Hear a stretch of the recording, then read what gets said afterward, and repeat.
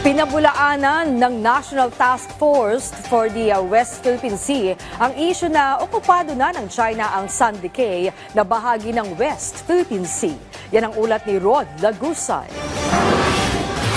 Walang katotohanan na okupado na ng China ang Sandy Cay ayon sa National Task Force for the West Philippine Sea.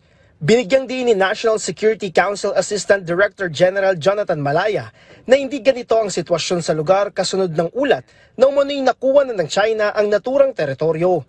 Ang Sandy Cay ay nasa 3 kilometro lang ang layo sa Pag-asa Island. Ito ay nasa territorial sea ng Pag-asa na bahagi ng soberanya ng bansa.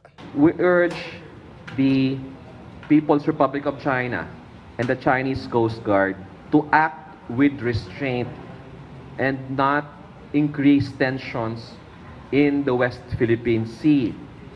We remind them of their commitment in the 2002 Declaration of Conduct.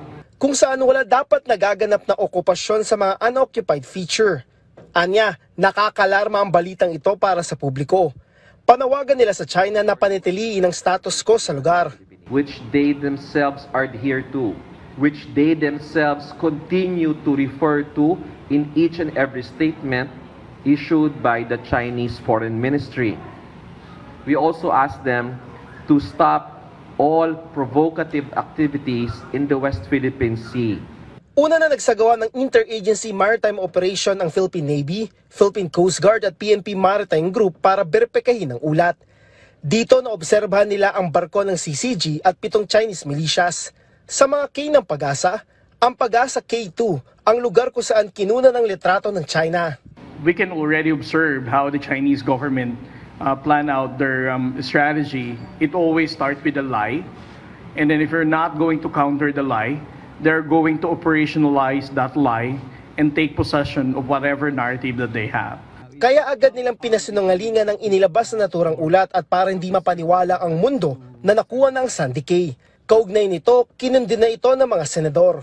Ayon kay Senate Majority Leader Francis Tolentino, isa itong malino na paglapastangan sa soberanya ng Pilipinas.